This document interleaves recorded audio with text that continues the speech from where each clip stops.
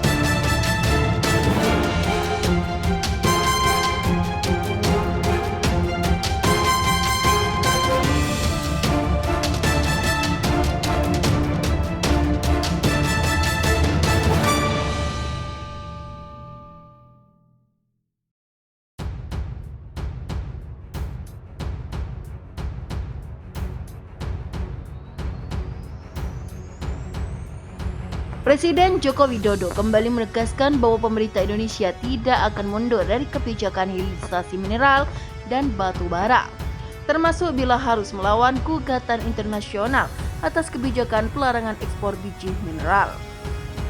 Meski telah dinyatakan kalah dalam gugatan pertama Uni Eropa di Badan Penyelesaian Sengketa Dispute Settlement Body (DSB), Organisasi Perdagangan Dunia WTO, namun Presiden Jokowi kembali menegaskan bahwa Indonesia tidak akan menyerah.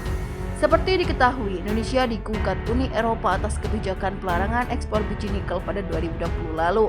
Pada Oktober 2022 lalu, panel WTO menyampaikan bahwa Indonesia kalah dalam gugatan Uni Eropa ini. Terkait hal ini, Presiden pun memerintahkan jajaran kabinetnya untuk tidak takut melawan balik gugatan Uni Eropa di WTO ini.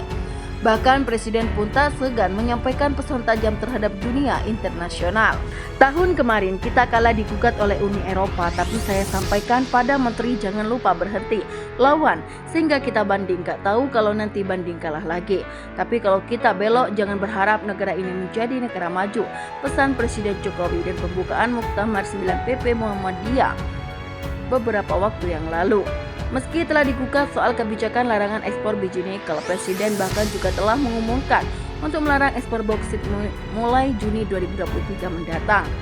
Tak hanya itu, berikutnya Presiden juga berencana akan melarang ekspor mineral lainnya seperti konsentrat, tembaga, timah hingga emas.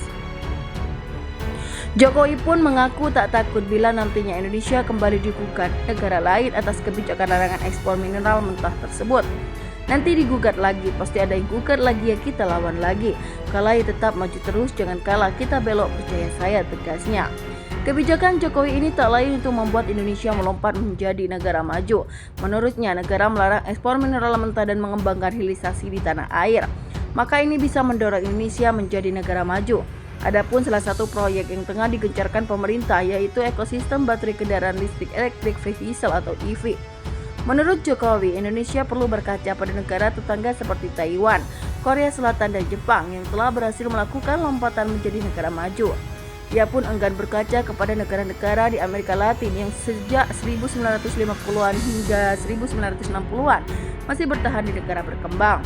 Untuk mendorong Indonesia menjadi negara maju, kata Jokowi, Indonesia memiliki bahan mentah dalam pembuatan baterai kendaraan listrik. Kelak baterai kendaraan listrik ini akan menjadi ekosistem yang dibutuhkan oleh negara-negara lain. Hanya saja saat ini, kata Presiden Jokowi, yang dibutuhkan Indonesia. Bagaimana mengintegrasikan nikel yang ada di Sulawesi, tembaga yang ada di Sumbawa dan Papua, timah di Bangka Belitung serta Kalimantan Barat menjadi barang yang namanya EV, baterai dan ekosistem yang lebih besar lagi. Menjadi mobil listrik yang ke depan itu semua negara akan membutuhkan dan nilai tambah yang kita akan dapat itu bisa berlipat-lipat. Jangan sampai kita sudah berpuluh-puluh tahun bahkan beratus tahun dari zaman VOC yang diekspor itu selalu bahan mentah, selalu raw material sehingga nilai tambah kita yang gak punya, ungkap Jokowi.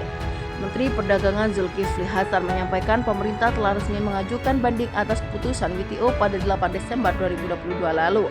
Seperti diketahui, WTO menyatakan kebijakan larangan ekspor dan hilirisasi nikel RI melanggar aturan perdagangan internasional. Namun hingga kini pemerintah maupun Uni Eropa masih menunggu terbentuknya badan banding WTO.